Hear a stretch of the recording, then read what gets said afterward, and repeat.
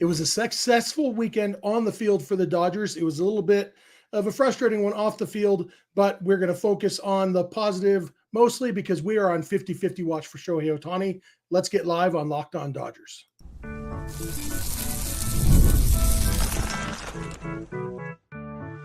You are Locked On Dodgers, your daily Los Angeles Dodgers podcast. Part of the Locked On Podcast Network, your team every day.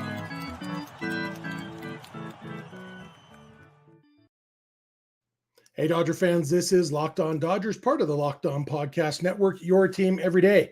Thanks to our everydayers for making Locked On Dodgers your first listen every weekday morning. And thanks to those of you who are here with us live on Sunday evening. We appreciate you. Remember, this show is free and available on all podcast platforms and on YouTube simply by searching for Locked On Dodgers. So please subscribe wherever you're watching or listening right now. If this is your first time with us, my name is Jeff Snyder. My normal co-host is Vince Samperio, although it's just me today. Vince and I are both lifelong Dodger fans, just like a lot of you. We've also both spent time covering the Dodgers in the press box and the locker room, so we bring you the smart fans' perspective on our boys in blue every weekday morning. Today's episode is brought to you by FanDuel. Now through September 22nd, all FanDuel customers can bet $5 and get a 3-week free trial of NFL Sunday Ticket from YouTube and YouTube TV. Visit FanDuel.com to get started.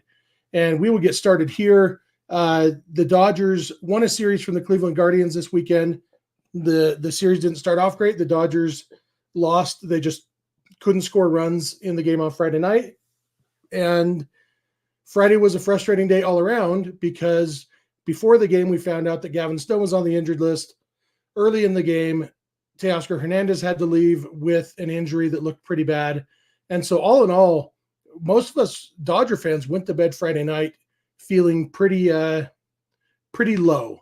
And luckily, the weekend got better in a lot of different ways. We're going to dig into the injuries a little bit more in the second segment. But one of the ways that the weekend got better was the Dodgers won the last 2 games of the series. To win the series, the Padres lost their last 2 games of their series against the Giants. So the Dodgers picked up 2 more games on them. And so the Dodgers are now, we're going to dig into the standing and stuff. But right now, Dodgers are 6 games up on the Padres, and we'll talk about magic numbers and all that. Yep, it's magic number time of the season. We're going to dig into that in the third segment, but our first segment is Shohei Ohtani 50-50 watch, because Ohtani hit 2 more home runs this weekend. Didn't steal any bases this weekend.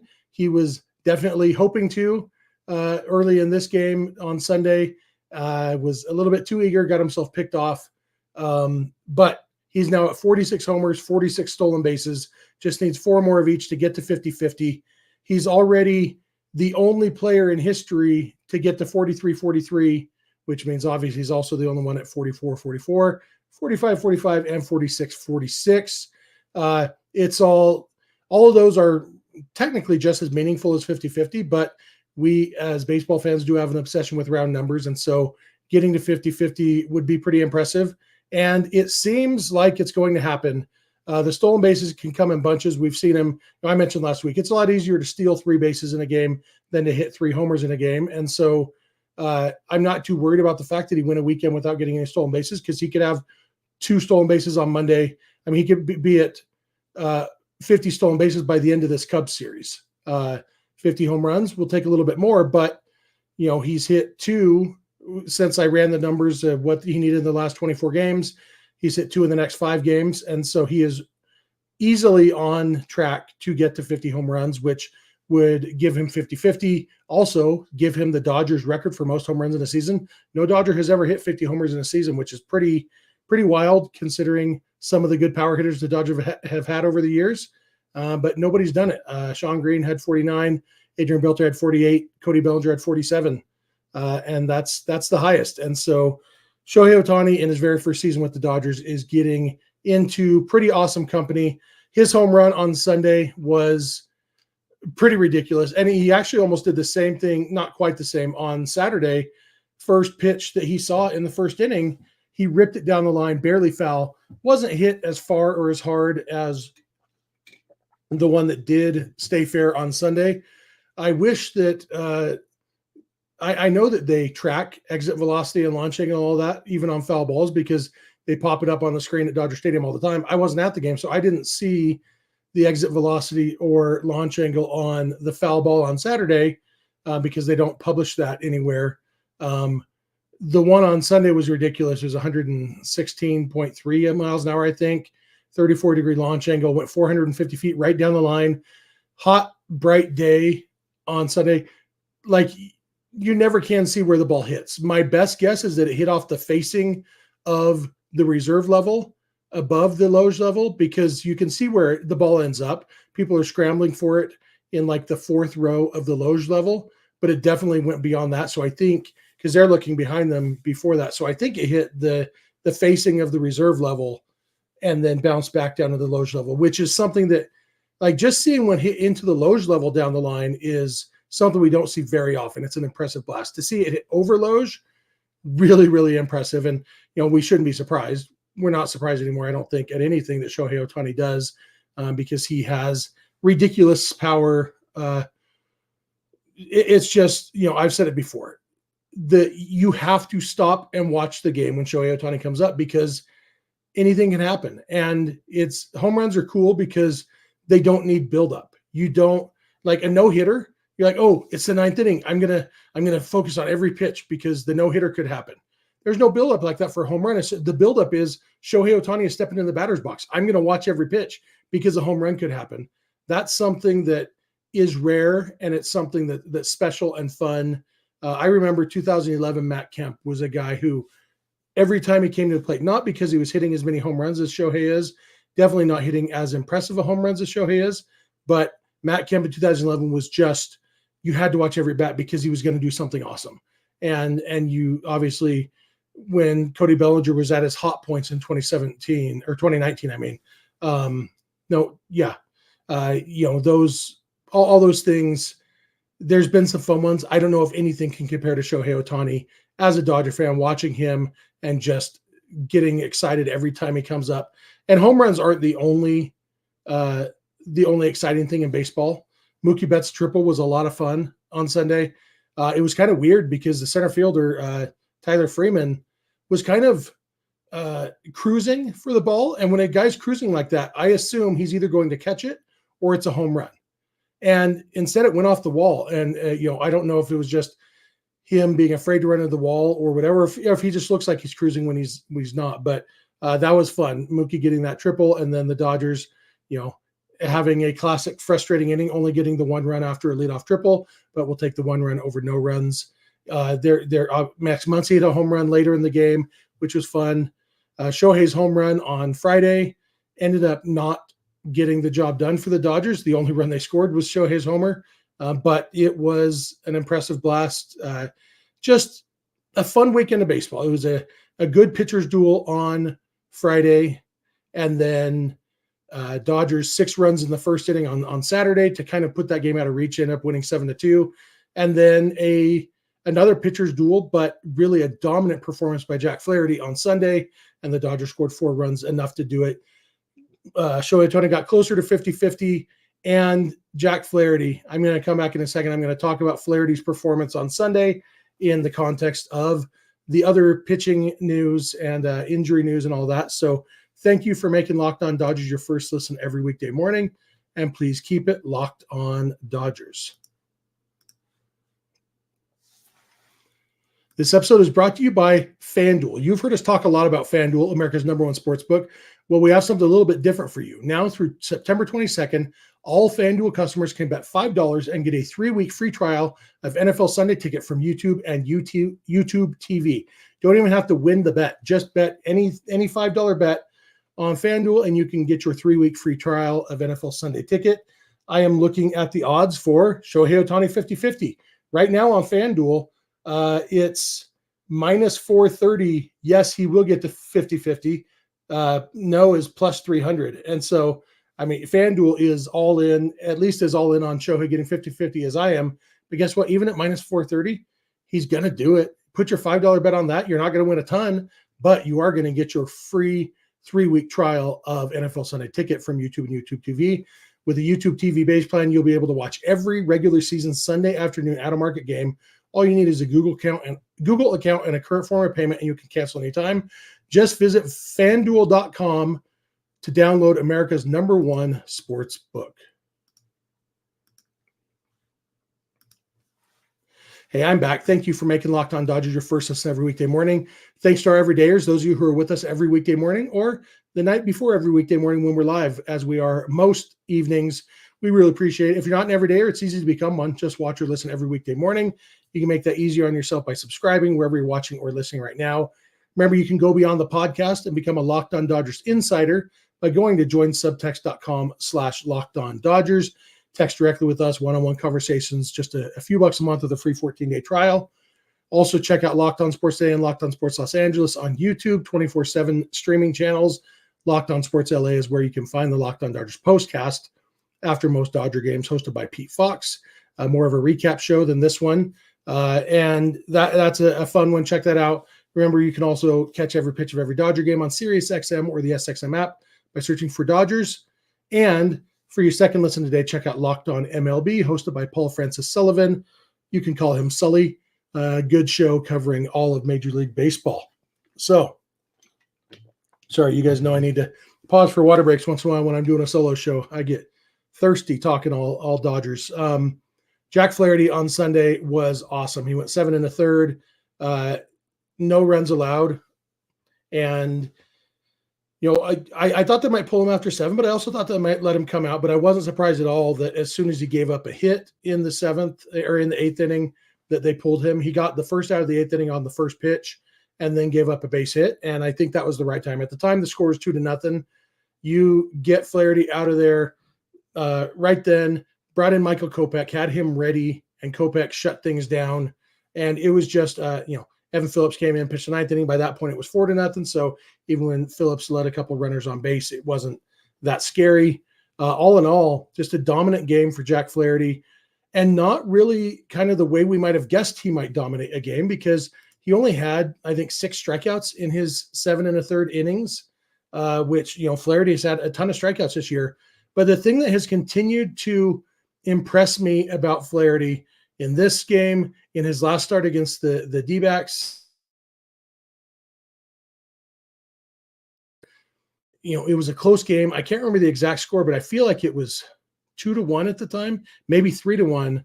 And there was a runner on base and 2 outs, and Corbin Carroll was up. And Corbin Carroll has been awesome lately. And Flaherty struck him out to get out of the inning. And it was the kind of game when we watch Bobby Miller pitch, and we watch Justin Robleski pitch, and even Walker Buehler at times, and you see the inability to get out of tough situations. And that's it can be frustrating as a fan. And Jack Flaherty, for me, the biggest thing that I love about him is that he's a breath of fresh air in that regard, that when he does get into a tough situation or a semi-tough situation, he isn't affected. He just makes his pitches, and he, more often than not, he gets out of that situation.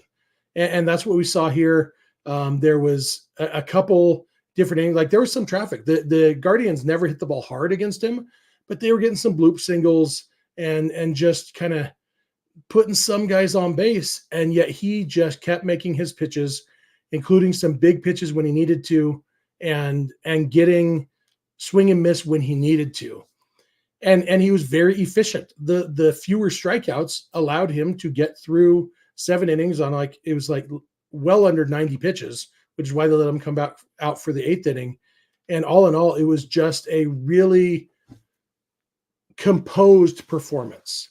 And when you have that composure to go with the stuff that he has, all 3 of his main pitches were working really well. He and Will Smith were on the same page calling the pitches. It was very, very impressive. And the kind of thing, that's a performance that you can kind of squint and see that happening in October and get excited about. We don't know what the Dodgers pitching staff is going to look like in October.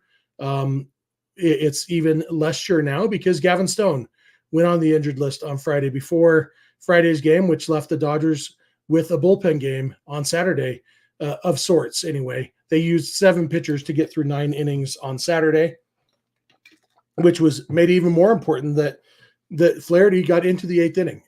After having used all those pitchers, Michael Kopech is the only guy who pitched on both Saturday and Sunday. That's remarkable to go from a bullpen game and only have to reuse one of those guys. Justin Robleski went 2 innings on Saturday, and Brent Honeywell pitched the last 2 innings. He actually got the win. It's up to the official score at that point, and he pitched the most good innings. He pitched 2 innings and pitched well. Justin Robleski pitched 2 innings, didn't pitch well, didn't allow any runs, but not for lack of trying. Had 5 base runners in his 2 innings, but got out of it.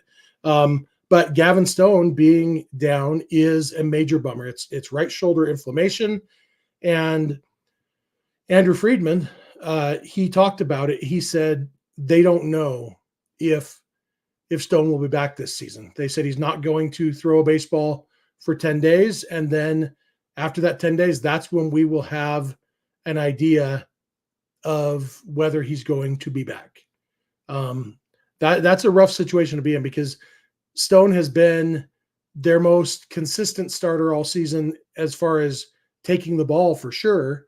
And even quality wise, like you look at, he has been very good. He was easily going to slot in for that. Even if everybody's healthy, he was a no-brainer for the 4th spot in the rotation in the postseason. If Tyler Glasnow and or Yoshinobu Yamamoto don't come back strong, Stone was likely going to move up. And it's not impossible that it could happen, because even being down for 2 weeks doesn't ensure that it's not like he's going to be totally unbuilt up.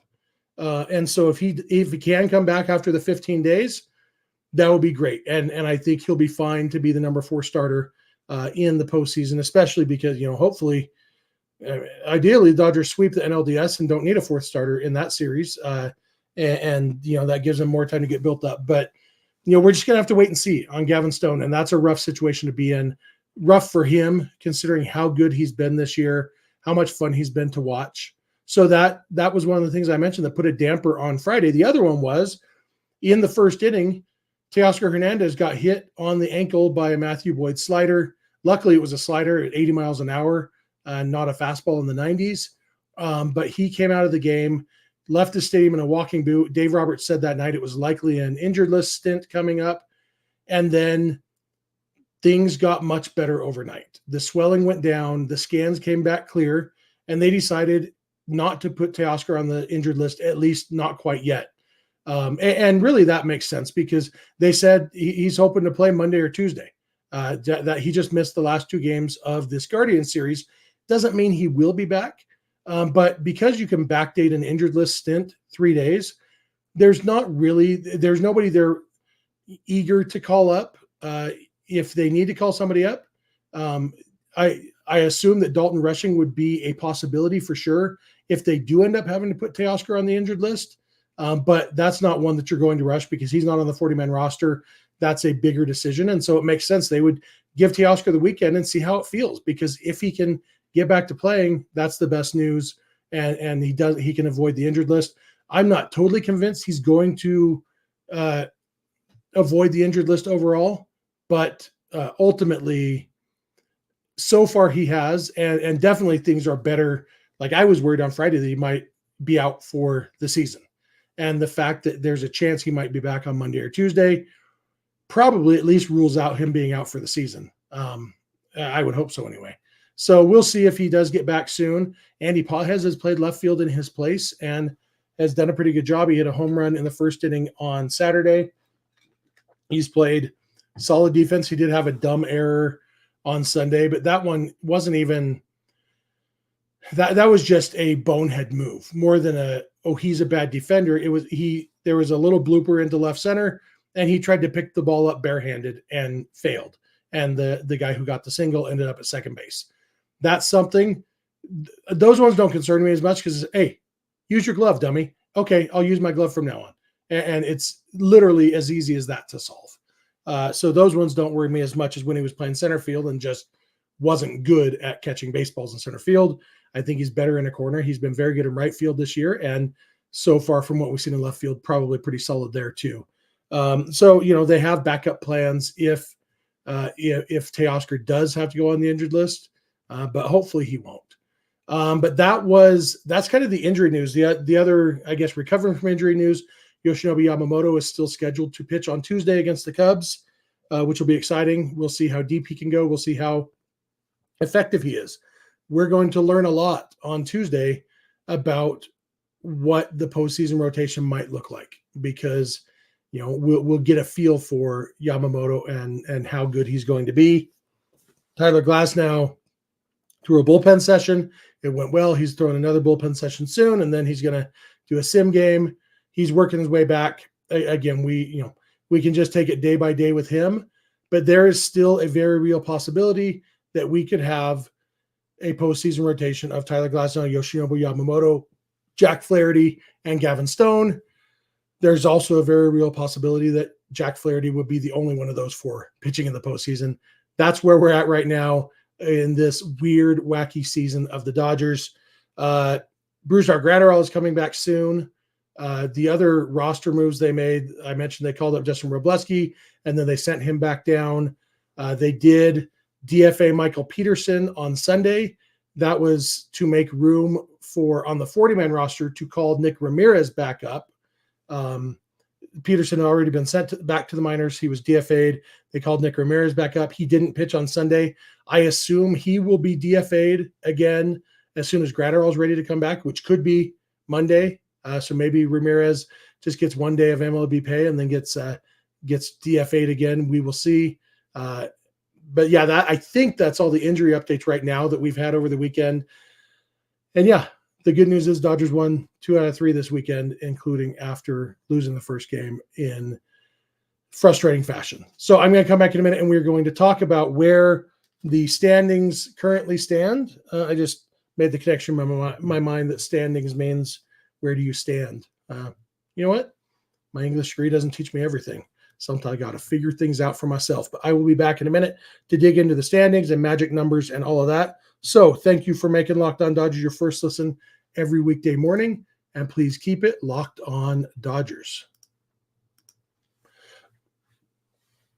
This episode is brought to you by eBay Motors. Passion, drive, and patience. The formula for winning championships is also what keeps your ride or die alive. eBay Motors has everything you need to maintain your vehicle and level it up to peak performance. Superchargers, roof racks, exhaust kits, LED headlights, and more. Whether you're into speed, power, or style, eBay Motors has you covered. With over 122 million parts for your number one ride or die, you'll always find exactly what you're looking for. And with eBay Guaranteed Fit, your part is guaranteed to fit your ride every time or your money back. Because with eBay Motors, you're burning rubber, not cash. With all the parts you need at the prices you want, it's easy to make your car the MVP and bring home huge wins. Keep your ride or die alive at ebaymotors.com. Eligible items only. Exclusions apply. eBay Guaranteed Fit only available to U.S. customers. Hey, I am back. Thank you for making Locked On Dodgers your first listen every weekday morning. If you're not an everydayer, please become one by watching and listening every weekday morning. Make that easy on yourself by subscribing wherever you're watching or listening right now. Remember, you can check out Locked On Sports Day and Locked On Sports Los Angeles, the two 24/7 streaming channels on YouTube from the Locked On Podcast Network. You can become a Locked On Dodgers insider by going to joinsubtext.com/LockedOnDodgers, and you can listen to every Dodger game on SiriusXM or the SXM app by searching for Dodgers. So the Dodgers, as I mentioned, they are up by 6 games on the Padres, 6.5 games on the D-backs. The D-backs did win their game on Sunday. So right now, the Padres have played 2 more games than the Dodgers. Diamondbacks have played 1 more game than the Dodgers.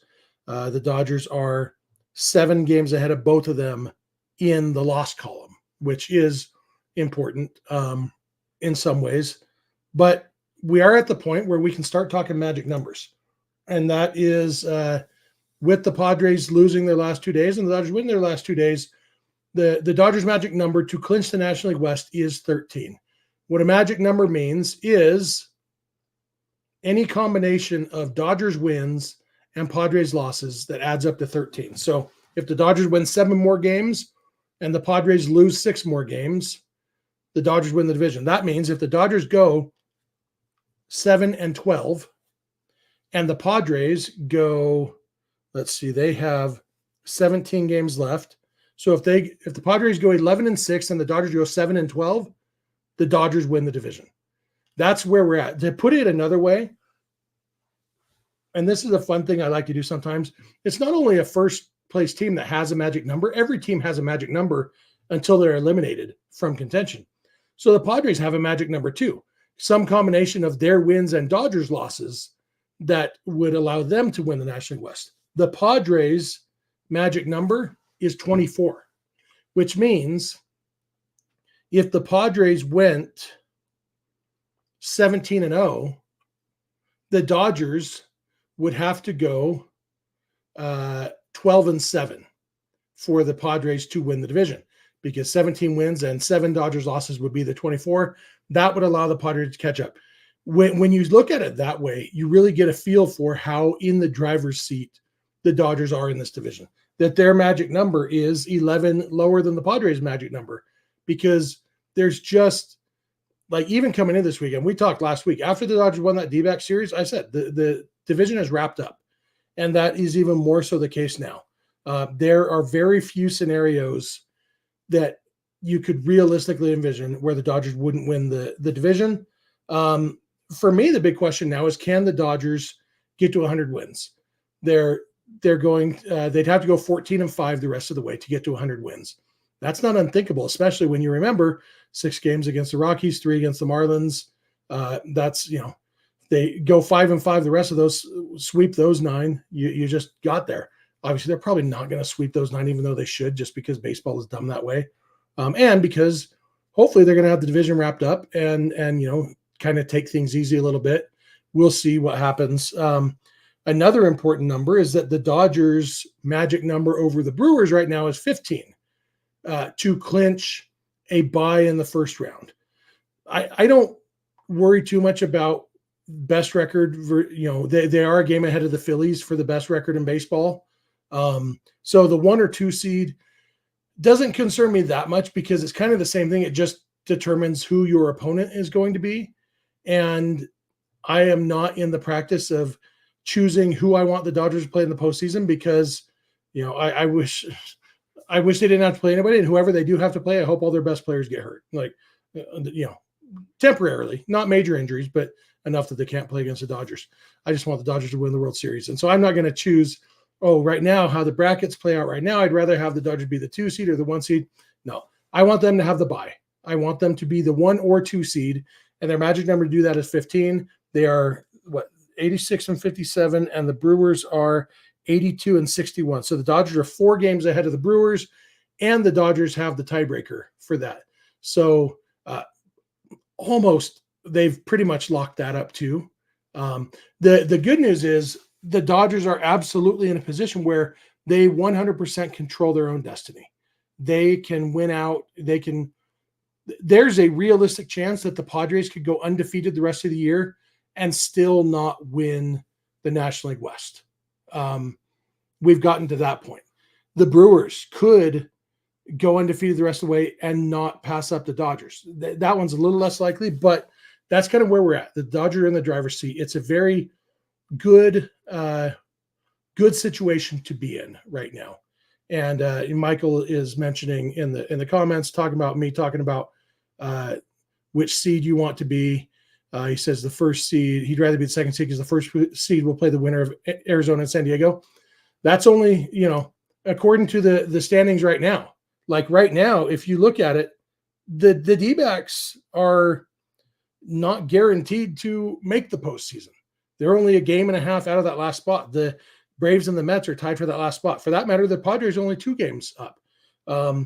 Realistically, one of them is going to make it because the Cubs are 5 games back, and the Cubs have to play the Dodgers this week. So either the Padres or the D-backs is almost a sure thing to make it, but both of them making it isn't a sure thing. And again, like I'm not going to say, I'd rather play this team or that team, because I believe the Dodgers are a better team than the D-backs and the Padres and the Brewers and the Mets and the Braves. Regardless of which team they play, they should win. There's matchups and stuff, but it's folly for me to try to choose who I'd rather them play, especially since my choice doesn't mean anything. And it's not like the Dodgers are going to say, we want the 2 seed, so let's lose some games. That's not how they play. And so no Major League Baseball team would do that on purpose. Front offices might do things to help their teams lose, but the players themselves, they're going to try to win every game they play. So all in all, it was a good weekend for the Dodgers, standings wise. It was rough, injured list wise, injury wise, but also some bright news there. Really, we won't know for another week when we find out how hurt Gavin Stone is. That's when we'll know how painful this weekend was injury wise. Obviously, that's assuming Teoscar Hernandez comes back. But all in all, Michael says I didn't mention the Phillies. Yeah, well, the Dodgers and Phillies are lined up to play in the NLCS. That's, or assuming they both get there. And that's another thing I've learned over the last couple of years. When I remember 2 years ago when the Dodgers and Mets were playing, everybody's talking, this is an NLCS preview. And then they both got taken out by the Padres. And then last year, Dodgers and Braves playing NLCS preview, and they both lost in the NLDS. So, the Dodgers could meet up with the Phillies. Hopefully we'll meet up with the Phillies. At least hopefully the Dodgers half of that matchup will happen, and we'll see. But in the end, the Dodgers are going to have to beat whoever shows up to play them. And I like that they continue to do that. They beat the Orioles, they beat the Diamondbacks, and they beat the Guardians, 3 teams that are likely to be in the postseason. The Dodgers have won series against all of them in the last couple of weeks, and that's as good as we can get. So that's going to do it for me for today. There's, 3 more games before the Dodgers get another day off, a 3-game series with the Cubs that should feature the return of Yoshinobu Yamamoto, will hopefully feature the return of Teoscar Hernandez, and hopefully another series win for the Dodgers. It's Cody Bellinger's return to LA again. Not his first return to LA. I assume he played in LA last year when the Cubs came to town. But it's definitely, that's something to look forward to, and hopefully another series win for the Dodgers. Like I said, the Cubs are very much on the outside looking in at the wild card race, but they're not totally out of it. But they are, the Dodgers can stick a fork in them this week. That would be fun. So thank you all for being here with me live. Thanks for making us your first listen every weekday morning. You can become an everydayer by watching and listening every weekday morning. You can make that easier on yourself by subscribing wherever you're watching or listening right now. Remember to check out Locked On Sports Today and Locked On Sports Los Angeles, the 2 24/7 streaming channels on YouTube from the Locked On Podcast Network. You can go beyond the podcast and become a Locked On Dodgers insider by going to joinsubtext.com/LockedOnDodgers. You can follow us on Instagram, Twitter, and TikTok at Locked On Dodgers. Vince is on Twitter at VinceSince91. I'm on Twitter at Snydog. Both of our DMs are open there. You can also email us, lockedondodgers@gmail.com, or send us a voicemail or a text message to 323-863-LOCK-5625. We are here every weekday morning, and we hope you'll be here with us. When you get in your car or sit on your couch, tell your smart device to play podcast Locked On Dodgers. And remember, you don't have to agree. You just have to listen. We'll talk to you tomorrow.